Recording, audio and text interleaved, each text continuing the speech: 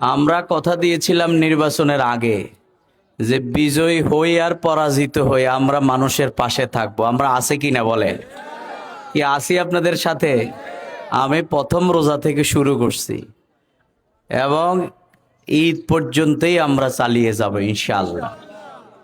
না, কিন্তু এখন জিজ্ঞাসার ব্যাপার হলো আমাদের সম্মানিত জেলা সেক্রেটারি এআর হাফিজুল্লাহ ভাই, শহর আমির অ্যাডভোকেট আবুল ফরাহ নিশান, ওনারা তো এখানে দায়িত্ব পালন করতেছে। তাহলে আমরা আমাদের প্যাকেট নিয়ে আসলাম, রাষ্ট্রের প্যাকেট গেল কোথায়?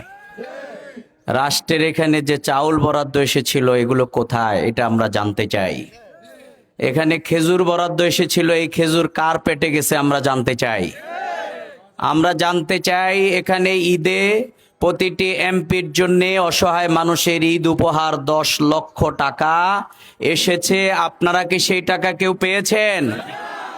তাহলে আপনারা যদি কেউ বলে থাকেন যে না আমরা অসহায় মানুষকে দিয়েছি, তাহলে তো বলতে হবে বিএনপির মধ্যে সব অসহায় লোক।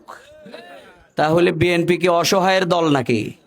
যে সব অসহায় এতিম বিধবা সব এই দলে আছে, আর কোথাও নাই?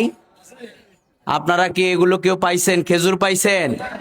ঈদের উপহার টাকা 10 লক্ষ টাকার কেউ এখানে পাইছেন? চাউল পাইছেন কারা কারা? তাহলে এগুলো কে পেয়েছে?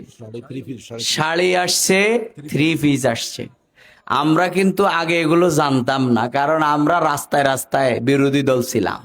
এখন কিন্তু আমরা সরকারের অংশ, সংসদের বাংলাদেশের ইতিহাসের সবচেয়ে বড় বিরোধী দল। সুতরাং আগে হজম করতে পারতেছেন, এখন হজম করতে কিন্তু সময় লাগবে।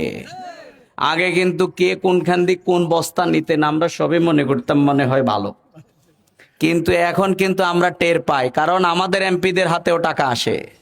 আমাদের এমপিরা প্রত্যেকেই যেখানে নির্বাচিত হয়েছেন, আমি গোয়েন্দা সংস্থার ভাইয়েরা আছেন, খোঁজ নিয়ে দেখেন, ফেসবুকে, পত্রিকায়, সোশ্যাল মিডিয়ায় আসছে, তারা বিএনপি, এনসিপি, অন্যান্য সকল দল, খেলাফত মজলিস, সব রাজনৈতিক দলকে সাথে নিয়ে আমাদের এমপিরাই সব বন্টন করতেছে।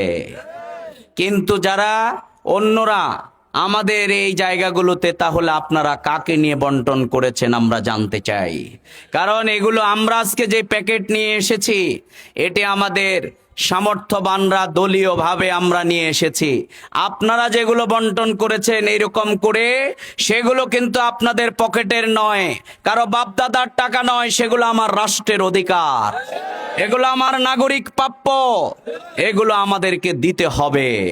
এগুলো কে দাঁড়িপাল্লায় ভোট দিল আর কে দানের শীষে ভোট দিল এর ভিত্তিতে বন্টন হবে না।